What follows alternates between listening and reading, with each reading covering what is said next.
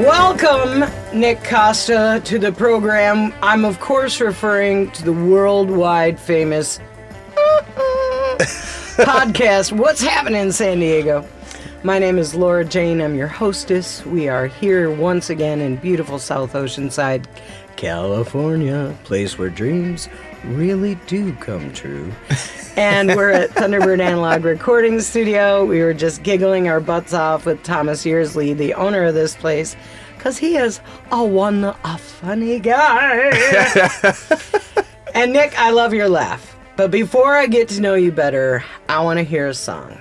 Okay, he's got a brand new project. It's called My Mynd. That's spelled M-Y-N-D. And here at Hapnyn, H-A-P-N-Y-N, we're a big fan of the YN combination platter. That's right. So thank you for My Mynd, your new project. And this is the first track you're going to hear on the podcast today. It's called Darling. Here he is, Nick Costa.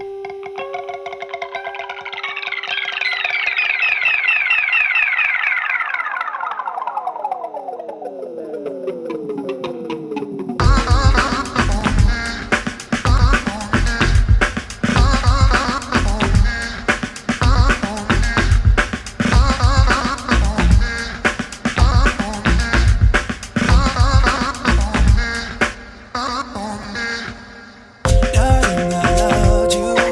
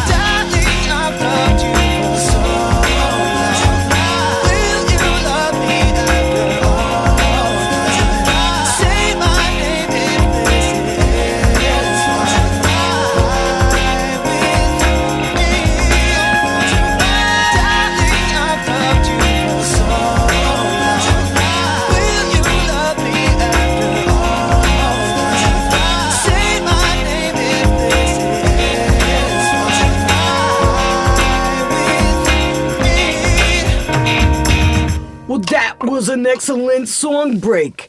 And now we are back.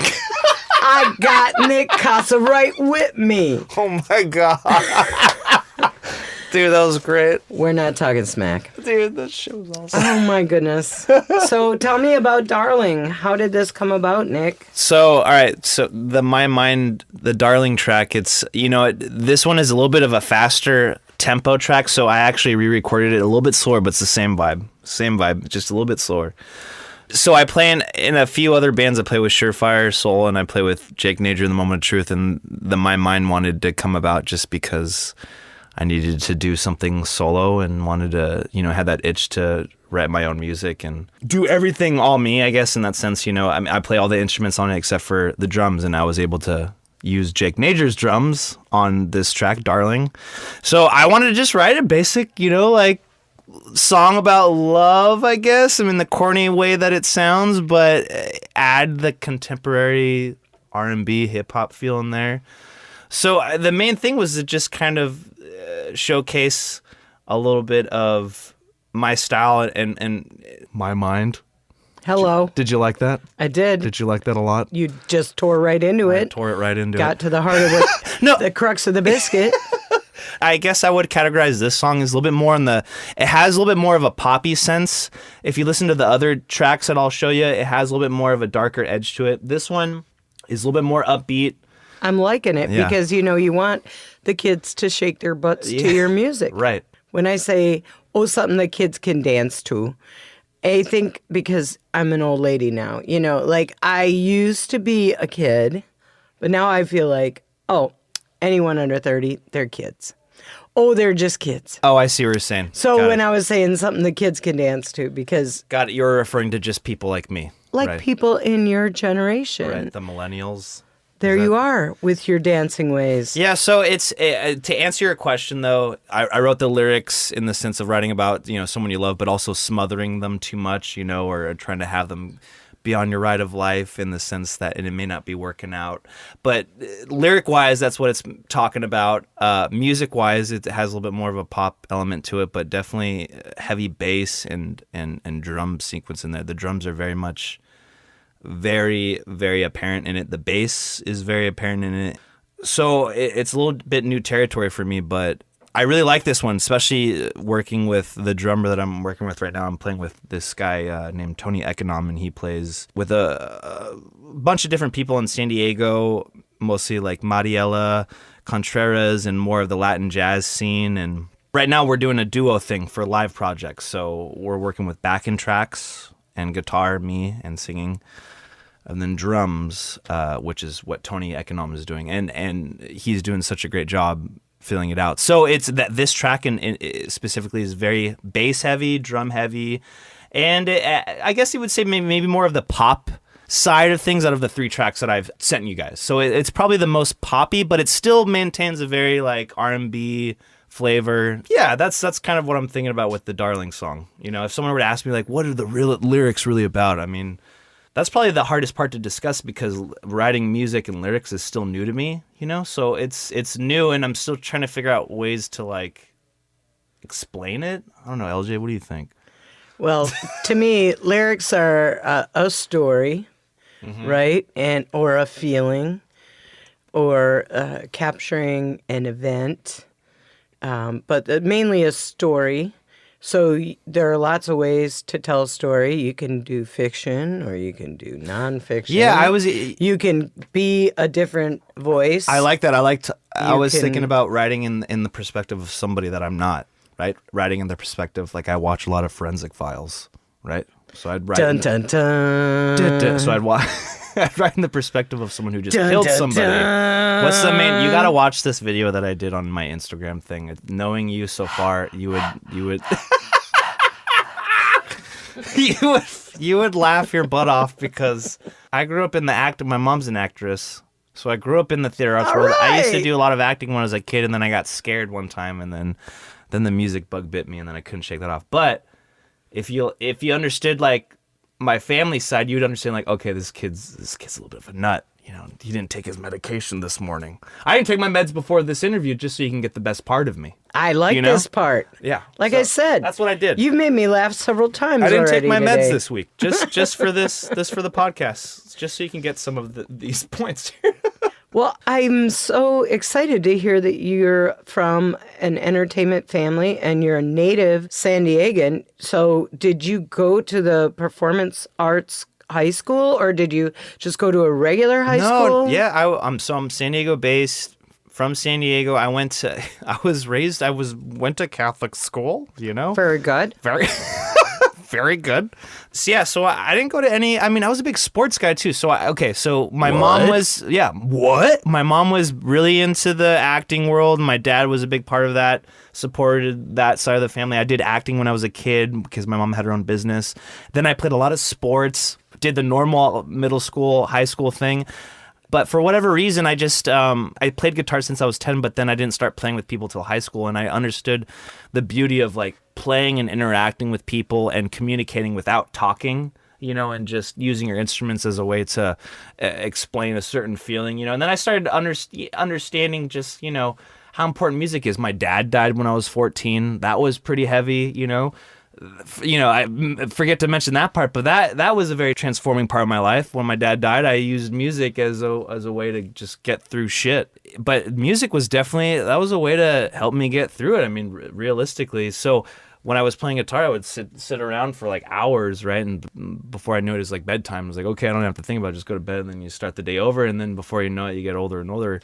But I never did any crazy like performance arts schools. Went to uni, which is now Cathedral, and then I went to Santa Cruz, University of Santa Cruz for college, and then I studied jazz there. I was a business management economics guy there, then studied jazz, and I loved the people that were playing music. And Santa Cruz is such a rad spot, first of all, and I can already tell that you. I've heard that if you live in Santa Cruz, you'll never leave. I mean, Santa Cruz. It was but hard. There you are. You're not actually from there, so here I am. There you're back to home base. But was it hard to leave? It was hard to leave. I mean, it was really, really cool. It was beautiful. I mean, you had the redwood forest. You had the ocean.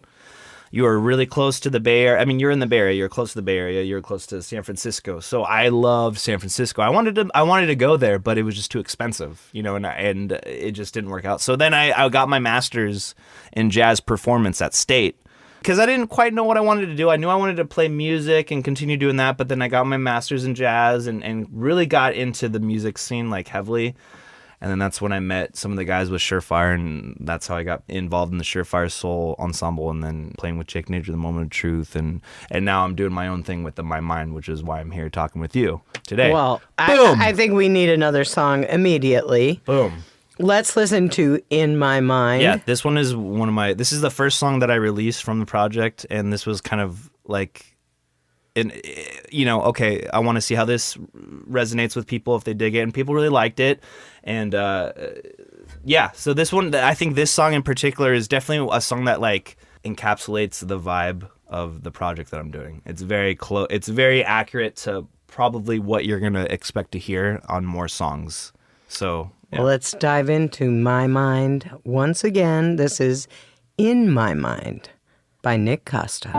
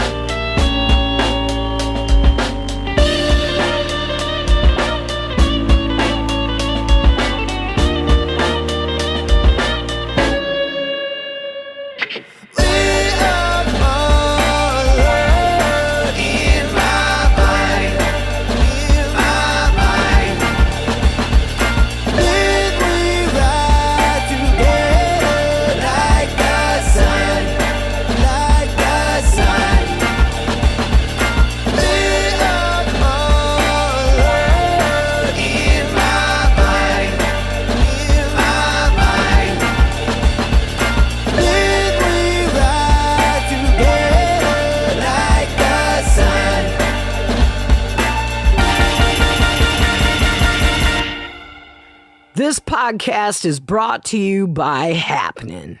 Looking for something to do? Whether it's live music, dancing, theater, comedy, karaoke, trivia night, burlesque, interpretive dancing, you name it, you can find it on hapnyn.com. Visit hapnyn.com to find out what's happening near you. That was the first one you released, right? Yep, that was the first one. So it kind of has puppy breath. Yeah, it's a baby. It still smells. If my dog was here, Dog, what's your dog? my dog's name's Charlotte. Charlotte. But oh dude, I love that dog. If she was here, she'd do the shrieky bark. She's a Italian Greyhound mixed with a Chihuahua. She's a rescue dog. She's got that kind of yappy. She's got the yappy bark. You know? I so. If it's Thomas's, like, Greyhounds don't bark, but if it's mixed with the Chihuahua though, right? Chihuahuas are fucked. You're fucked if you got a Chihuahua, dude. Especially if you live where I am at, with all the people that are cursing out themselves and with the schizophrenia minds. I live in Bankers Hill, so we got a lot of interesting characters. Word to Bankers Hill. Word to Bankers. I love my crazy neighbors. I love my crazy neighbors, especially the ones that were yelling profane shit this morning. Sorry, I keep cursing on here. That's okay. It's a podcast. We can put a warning on it. Okay, cool. Damn, that's gangster. Yeah, I know. That's what Charlotte would do. Charlotte's, well, she looks like Snoop Dogg. Like if the Snoop Dogg was a dog, it'd be an Italian Greyhound. For real, right? If you look at it, it's a Snoop Dogg, dude. So Snoop Dogg curses the most, right? Oh. Anyway, no. In my mind, laid back. It's got puppy breath for sure. That was the beginning. That was the first track that I released. So it was a little new. It was unique and new, and it was a little nerve-wracking to release. Well, it yeah, first. because it's your solo project. Yeah, and I'm singing on it, so I'm doing stuff that's a little bit new because I've been playing more instrumental stuff, like for what I mean, So as a jazz major, you didn't do jazz vocals. It was just all instrument. Interestingly you mentioned that because, and this is nothing against any jazz vocalists. It's just jazz vocalists nowadays. The only jazz vocalists I listen to is like Ella Fitzgerald, the old classic ones. Ella Fitzgerald, Billie Holiday, or even maybe just like crooners. Like Frank Sinatra and Dean Martin, stuff like that. Other than that, I have a hard time listening to modern day jazz that have vocals on it. I don't know. I mean, I'm not trying to say like any jazz artists that are doing that don't do it. I for whatever reason, maybe I haven't come across an artist that I'm like, oh man, that is. You probably just have a really old soul. Maybe I have an old soul. So yeah, and plus, I teach in the community college district, so I teach in the continuing ed department, so I do a lot of music therapy. I go and sing, so I sing a lot in what they love. Is old classics, right? They want to hear. I know. I used to sing for Alzheimer's patients. That's all they want to hear. And we had to go so far back that we'd be doing like, she'll be coming round the mountain when she comes. Yeah, and then because all the old folksy songs are so embedded in their childhood brain, and it all comes back, and it makes them so happy. They know all the words. Yeah, you got to think about what's going to bring them back to that they're a little bit sharper, and that's what some of the work that I do is, okay, what song am I going to need to do to really get that person to spark up? Oh, right? It's so and some of it is rewarding. These older classic tunes that you're like, God, I never even heard of this, but now I get why it's working, like singing like Irene Goodnight, right? Irene Goodnight, like that old Huddy Ledbetter song, from the way back when, stuff like that, where you're like, I never even heard of that until I had to do this job, or. Well, that's the great thing about being a musician is you can be involved in all these different styles of music, which you already have because you're classically trained, and you've got, obviously my mind is a bit far away from Goodnight Irene. Yeah. I mean, but at least so you can keep evolving, and sure. It doesn't mean you have to abandon the old stuff right in order to do the new stuff. You can do it all. I know. As I've gotten older, I've been listening to more of the classics, stuff that I've never thought I would listen to. And plus, I don't know about you, but as I've gotten older, like I'm listening to things, I'm like, God, I didn't think I would like this, but I'm really digging it, and it just shows you that your brain changes. I mean, what they say, your brain changes. It develops up till you're 26. Well, think about But when you start drinking and doing drugs, right? It changes all the time, right? Or what about like your taste buds? Like stuff that you would never eat as a 10-year-old. Yeah, you can suddenly be craving as an 18-year-old. That's a whole other podcast right here. That's right. Absolutely. That's our new food cast. That's our food cast. Well, I tell you, you've got such a great personality, Nick. You just, you come across as someone I would want to be in a band with. Aww. You know, because you're a delight. You're You're a delight. You're smart and you're funny and you laugh at all my jokes. And I just laugh at all your jokes and it's awesome. I want to talk about, and this isn't a come on, I want to talk about your gear. Oh, you sure you want to talk about that? I do, because, you know, you're making this music yourself. And, sure, and you're playing all these instruments yourself on a solo project. Sure, you have guest musicians here and there, but what are you using to do this all by yourself? So it's funny because I come here and looking at Thomas's gear, his magnificent recording equipment. It's nowhere near the level of here in terms of overall look. But the sound is where it's at, right? Yeah. That's all that matters. Okay. Well, so exactly. What are you doing? So while working with Jake Najor in his Moment of Truth, I've been helping writing a lot of his music along with some fellow other musicians. So I said, hey, Jake, you know, I'm doing this solo project. Can I use some of your drum tracks? So he's been gracious enough to give me some of his drum tracks that were recorded at Tim Felton's studio, recorded analog, so very warm sounding and kind of nasty in a good way. Their previous songs, so I would cut up his drum tracks so that they would fit my sound, right, or the tempo, and I would change the tempo. So I would cut up his drum tracks just to make it work with my track. Usually what I would be using, you know, I'd be simple gear, guitar player, you know, using Gibson 335, playing through a super reverb and recording through Universal Apollo equipment that I think's a nice industry standard for getting some good interface quality signal and professional sounding stuff. And I use the Twin Apollo that I'm sure Thomas is super familiar with. And, you know, I record in a very small apartment, you know, and next to people that are screaming, killing my, you know, running around my neighborhood and making a lot of noise in the hearing the planes come by on, you know, landing on downtown Strip. So on the regular in that neighborhood. On the reg, dude. I mean, it's like every 10 minutes. Yeah, it's loud. So I'll have to record intermittently in between there, but it's really not that big of an issue. But usually just recording through like a mini UA Apollo kind of twin studio interface, recording Gibson gear through a super reverb, and you know, using Mac. I'm the Apple guy, so I'm on the Apple realm, recording through I'm using Logic as my DAW, as my recording platform, and it's been working really well because Logic is great for composing, you know, and I've done that in the past, but I haven't really switched to Pro Tools or anything like that, but it's done fine so far. But yeah, you know, everything is guitar. Playing guitar. The only other instruments that I don't play on is the drums, and then me singing on it, doing a lot of dubbing, overdubbing, voice wise, effects on the voice, guitar.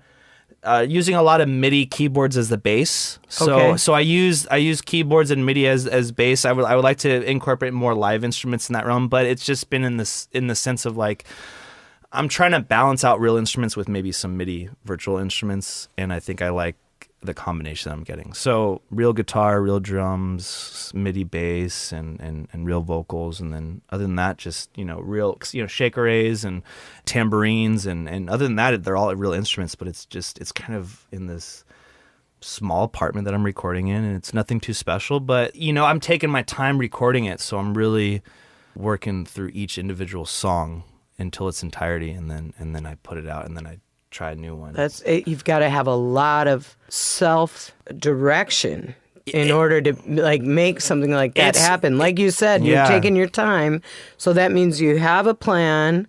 You've got a template in your brain, like, okay, I want this, and then I'm sure as it's happening, you discover something and you go, ooh, Right. Yeah. I mean, tambourine, of course. yeah. Right. Something as simple as that. Exactly. I know it sounds kind of basic, but yeah. No, it's great. It's layering. Right. I know. Sometimes what I've learned as I've gotten doing these things, the simple melodies, simple progressions really work. What I've learned is that I've been from the mindset of really divulging myself into crazy like progressions and producing to the point where it's so different and unique that I'm forgetting about the main melody and just the simplicity of music, right? So what I've learned is that I've gotten older and learned a little bit more about writing and producing, playing, is that sometimes these simple melody and a simple progression will do so much more damage in a good way than trying to just be so different. And, in other words, use your instincts, and if your instincts do say be crazy and do something different, then go for that, right? But simple stuff really, really does damage, Well, what would Ella do? Right. What would Ella do? She would scat the shit out of this fucking podcast. She had well, Laura Jane, you know what I do? We're going to start Of Two Minds, MYND. Of Two Minds. Oh, yeah. Should we still keep the Y in there and add a Z at the end? Let's do it. I think we have a lot of fun in front of us. Of Two Minds with the Z. Yeah. Okay. We're in a studio. We could write a song right after this podcast. Yeah, because this thing doesn't even close. This place doesn't close, right? Not that I'm aware of. I've heard that you house musicians in the back if they need to. I mean, what studio does that? It has happened upon occasion. In the screw room? Is that what it's called? In the screw room. We have a couple of musicians from 1955 stashed in the screw room. We're going to warm them up slowly with some Maker's Mark. Well, I want to hear another song. So I guess the third one that I have, so the two ones that are up on Spotify that I put out as a demo, because I'm going to release an EP with That's probably right. 4 or 5 songs. You can find it on Spotify. You can find it on Spotify, My Mind. No, the 2 songs that are up there as the demo are In My Mind, which we just heard, and then the third one that you're talking about is called Back Pocket. And that one is another. I mean, that one it has a little bit more depth, I think, in the lyrics in terms of form. Very simple song. So this goes along with the idea of like I'm thinking about vibes that are very simple but have a fucking heavy backbeat, which is provided by Jake Najor. Heavy kind of. I'm a fan of kind of the synth bass sound. Eventually, I'll probably want to infuse a bass player and add a little bit more heaviness to it, but. Yeah, it has just a basic backbeat, basic bass line, but the change is the main focus is the lyrics. Whereas maybe In My Mind had a little bit more focus on, because there was a guitar solo in there. Because I'm a guitar player, that's what I do for a living. I play in a bunch of funk bands. Whip it out. Whip it out, baby. So instrumental, jazz, right? That's what you do. You improvise, right? So on this, it's a little bit more singing heavy. So. Maybe it might be a nice 91X song or something. I don't know. Was Tim Piles around? Or Tim Piles. Tim Piles. No, he's for 94.9, right? He used to be, but now he's back at 91X. He's 91X. That's what I thought. All right. Yeah, he's back home. Well, it's hopefully going to be Tim Piles approved. This is Back Pocket.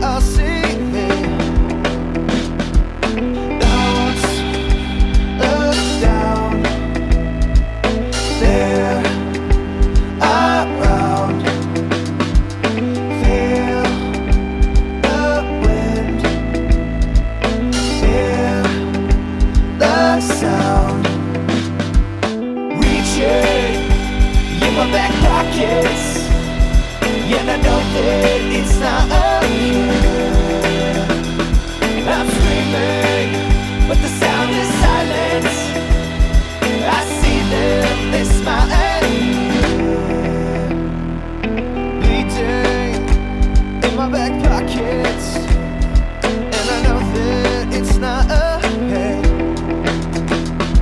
I see things, but I can't stop it, and I know that they're here to stay. Don't look down, they're around. Feel the wind, hear the sound. Reaching in my back pockets, yeah, I know that it's not okay. I'm screaming, but the sound is silence. I see them, they smile at me.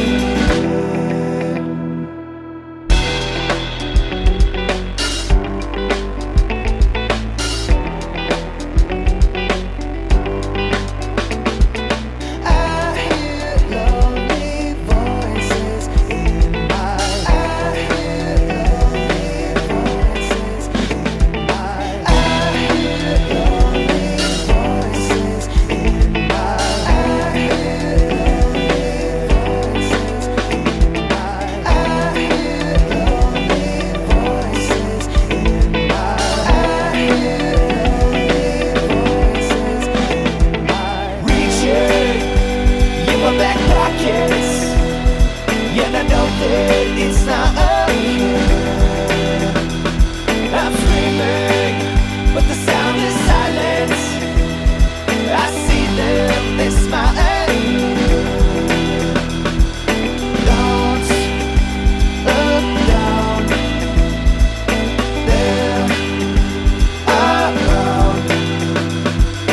Feel the wind, hear the sound. Reaching in my back pockets, yeah, I know that it's not okay. I'm screaming, but the sound is silence. I see them, they smile at me. Nick, I love it. I love you. I love you too. I'm so happy you came back to San Diego and you are blessing this county with your talents. Oh, man. And that you're rocking the house with My Mind. Plus, my friend Jake Najor and his band, The Moment of Truth. And you're killing it in Surefire Soul Ensemble. And you're doing teaching and you're helping people with disabilities. And you've done film score and you've written themes for shows. You're surviving in the mean streets Of Baker's Hill. Of Baker's Hill. And you're killing it with your projects. Oh, man, And you're just a breath of fresh air. Thank you so much for being here today. Thank you so much for being so beautiful, sweet, fun, and just like taking a shot of tequila with me too. And That's just, right. It really did help I liven mean, us that up. really helped a lot. I mean, you are one badass host. I gotta say. Aw. You are really amazing. All right. So Nick and I are going to go on a 7-day hiatus to the desert. Yes, and we are. No one will find us. Just a trail of tequila bottles. Mom, I'll be back in a week. So tell me again, where do we find you on the wild, wild intrawebs? So I'm a big fan of Instagram. I got one Instagram page, so it does feature all the stuff that I do musically.